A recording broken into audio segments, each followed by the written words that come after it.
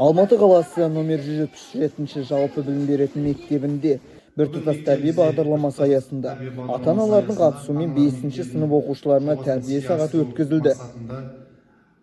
5-6 сынып оқушыларының ата-аналары ашық тәрбие сағаттарын өткізеді. Басты мақсат отбасы құндылықтарын, ата-ана мен бала арасындағы өзіндік отбасы құндылықтарын ерекше сақтай отырып, бақытты отбасын құру болып саналады.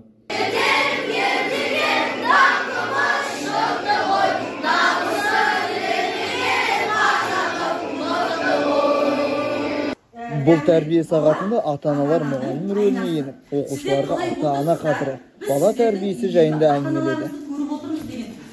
Сондықтан әрбір бала өзін ортасында қалай ұстау керек?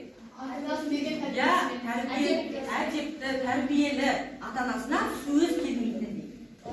Сондай-ақ тәрбие сағаты барысында балаларға түрлі ойындар ойнатылды. Фильмнен үзінді көрсетіліп, оқушылар оған қатысты ойларын айтты. Өзімнің баламды кішкентай кезінен бастап жақсы тәрбиеге үйретсем, үлкейгенде де сол бергенімді өзіне де береді. Жақсы.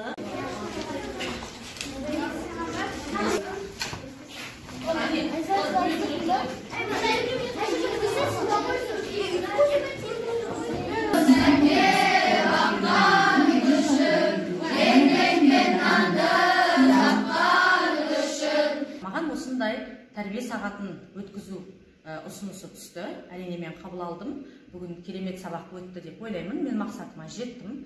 Мақсаты яғни отбасындағы бала мен ата-ана арасындағы арақатынасты насихаттай отырып, бала тәрбиесіндегі ата-ананың міндеттерін, баланың борыштарын құрметтеуін түсіндіру болды.